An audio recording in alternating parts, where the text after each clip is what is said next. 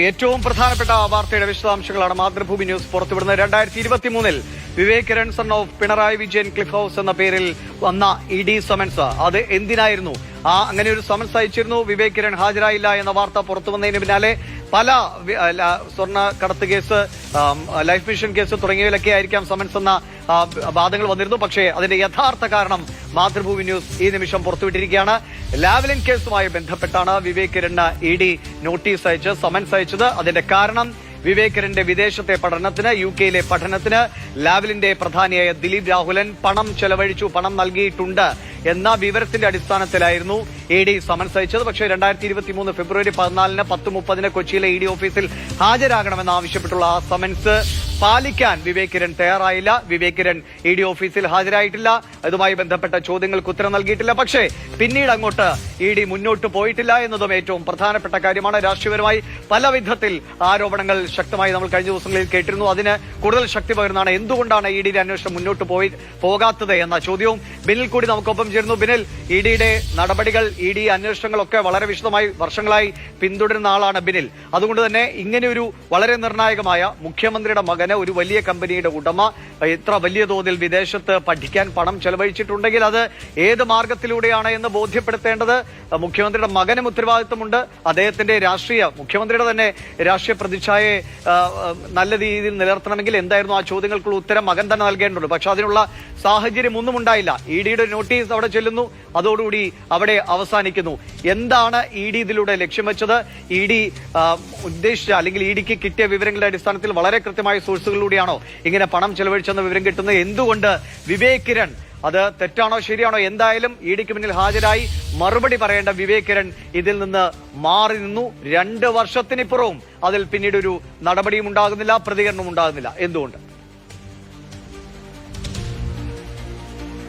ദിവിഷ്, ഈ ഇഡിയുടെ സമൻസ് എന്തുകൊണ്ട് ആവിയായി പോയി എന്ന് ഉത്തരം പറയേണ്ടത് എൻഫോഴ്സ്മെന്റ് ഡയറക്ടറേറ്റും അതിന്റെ മുകളിലുള്ള കേന്ദ്ര ധനകാര്യ മന്ത്രാലയവും ഒക്കെ തന്നെയാണ്. കാരണം ഇത്തരത്തിൽ ഒരു സമൻസ് അയച്ചു കഴിഞ്ഞാൽ ആ സമൻസിൽ ബന്ധപ്പെട്ട വ്യക്തി ഹാജരായില്ല എങ്കിൽ പിന്നീട് റിപ്പീറ്റായിട്ട് സമൻസ് അയക്കുക എന്നതൊരു രീതിയുണ്ട്. അതായത് ആ വ്യക്തിയെ ഈ അന്വേഷണത്തിന്റെ മുന്നിലേക്ക് എത്തിക്കാൻ വേണ്ട തീരുമാനങ്ങളുമായി മുന്നോട്ട് പോകുക എന്നത് സാധാരണ നിലയിൽ ഈ എൻഫോഴ്സ്മെന്റ് ഡയറക്ടറേറ്റിന്റെ സമൻസുകൾക്ക് സ്റ്റേ ലഭിക്കുക എന്നത് അത്യപൂർവമായിട്ടുള്ള കാര്യമാണ്. നമുക്ക് അറിയാം, രാജ്യത്തെ തന്നെ പല കോളിളക്കം ഉണ്ടാക്കിയ കേസുകളിലും പല രാഷ്ട്രീയ നേതാക്കളും അവരുടെ മക്കളും ഒക്കെ തന്നെ എൻഫോഴ്സ്മെന്റ് ഡയറക്ടറേറ്റിന് മുന്നിൽ ഈ സമൻസുമായി ബന്ധപ്പെട്ട് ഹാജരായതൊക്കെ നമുക്കറിയാം.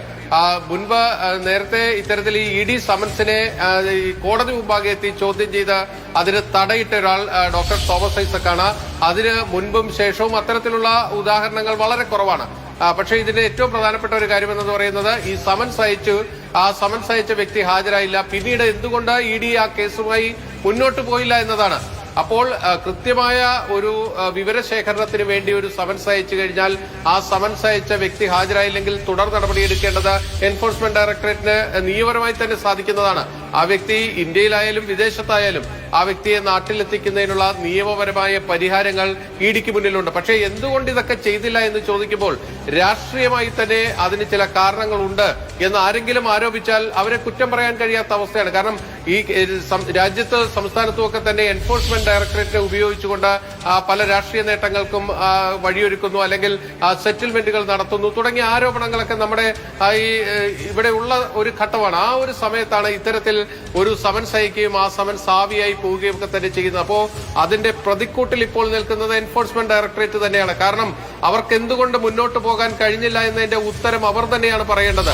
സ്വാഭാവികമായും കേന്ദ്ര സർക്കാരിന് മേൽ അത് വലിയൊരു ചോദ്യമായി നിലനിൽക്കുകയും ചെയ്യും. പ്രത്യേകിച്ച് കേരള രാഷ്ട്രീയത്തിൽ ഒരിക്കലും അണയാത്ത ഒരു കനലായി നിൽക്കുന്നതാണ് ഈ ലാവ്ലിൻ കേസ് എന്ന് പറയുന്നത്. അത് 2006 തെരഞ്ഞെടുപ്പ് പ്രഖ്യാപിക്കുന്നതിന്റെ മണിക്കൂറുകൾക്ക് മുമ്പ് അന്നത്തെ ഉമ്മൻചാണ്ടി സർക്കാർ CBI അന്വേഷണത്തിന് നിർദ്ദേശിച്ചത് മുതൽ ഇങ്ങോട്ട് കേരള രാഷ്ട്രീയത്തെ ഓരോ ഘട്ടത്തിലും അത് പല തെരഞ്ഞെടുപ്പ് സമയങ്ങളിൽ പോലും ഉലച്ചിട്ടുള്ള ഒന്ന് തന്നെയാണ് ഈ SNC ലാവ്ലിൻ കേസ്. സംസ്ഥാന ഖജനാവിൽ ഏതാണ്ട് 86 കോടി രൂപയുടെ നഷ്ടം വരുത്തിയെന്ന് CBI കണ്ടെത്തിയ കേസാണ്. പക്ഷേ പിണറായി വിജയൻ വിചാരണയിലേക്ക് പോലും പോകാതെ ഡിസ്ചാർജ് പെറ്റീഷൻ തിരുവനന്തപുരത്തെ CBI കോടതിയിൽ നൽകുന്നു. എത്തുന്നു. ആ CBI കോടതി പിണറായി വിജയനെ കുറ്റവിമുക്തനാക്കിയാണ്. ആ കുറ്റവിമുക്തനാക്കിയതാണ് അദ്ദേഹം പാർട്ടി സെക്രട്ടറി സ്ഥാനത്ത് നിന്ന് മുഖ്യമന്ത്രി കസേരയിലേക്കുള്ള അദ്ദേഹത്തിന്റെ വഴി പോലും എളുപ്പമാക്കി നൽകിയ ഒരു ഉത്തരവ് വരുന്നത് തിരുവനന്തപുരം CBIയുടെ പ്രത്യേക കോടതിയിൽ നിന്നാണ്. അതിനുശേഷം മുഖ്യമന്ത്രിയായ ശേഷം പിണറായി വിജയനെതിരെ CBI അപ്പീലുമായി ഹൈക്കോടതിയിലെത്തുന്നു. ഹൈക്കോടതി പക്ഷേ ആദ്യഘട്ടത്തിൽ CBI കോടതി എടുത്ത ആ നിലപാടിൽ നിന്ന് അല്പം വ്യത്യസ്തമായിട്ടാണ് ഈ കേസിനെ കണ്ടത്. ഇതിൽ ഉദ്യോഗസ്ഥരായിട്ടുള്ളവർ വിചാരണ നേരിടണം, രാഷ്ട്രീയ നേതൃത്വം അതിൽ വിചാരണ നേരിടേണ്ടതില്ല. കാരണം പിണറായി വിജയൻ അടക്കമുള്ളവർക്കെതിരെ അവരെ പ്രോസിക്യൂട്ട് ചെയ്യാനുള്ള തെളിവുകളൊന്നുമില്ല എന്നാണ് ഹൈക്കോടതി കണ്ടെത്തിയത്. അതിനുശേഷമായി ആ കേസിന്റെ പശ്ചാത്തലം നമ്മൾ പരിശോധിച്ചാൽ മാസങ്ങളെടുത്താണ് സുപ്രീം കോടതിയിലേക്ക് ഹൈക്കോടതി വിധി ചോദ്യം ചെയ്തുകൊണ്ട് CBI പോകുന്നത്. കഴിഞ്ഞ കുറെ വർഷങ്ങളായി ആ കേസ് സുപ്രീം കോടതിയുടെ വരാന്തയിൽ ഇരിക്കുകയാണത്. വിശദമായ വാദത്തിന് പോലും കൊണ്ടുവരാൻ CBIക്ക് കഴിഞ്ഞിട്ടില്ല. ഓരോ ഘട്ടത്തിലും ആ കേസ് മാറ്റിവെച്ച് പോകുകയാണ്. നമ്മളെ ഈ ഇത്രയധികം സമയം മാറ്റിവെച്ച ഒരു പ്രധാനപ്പെട്ട കേസുണ്ടോ എന്ന് ചോദിച്ചാൽ പോലും നമുക്ക് തുടരുക ഇപ്പോൾ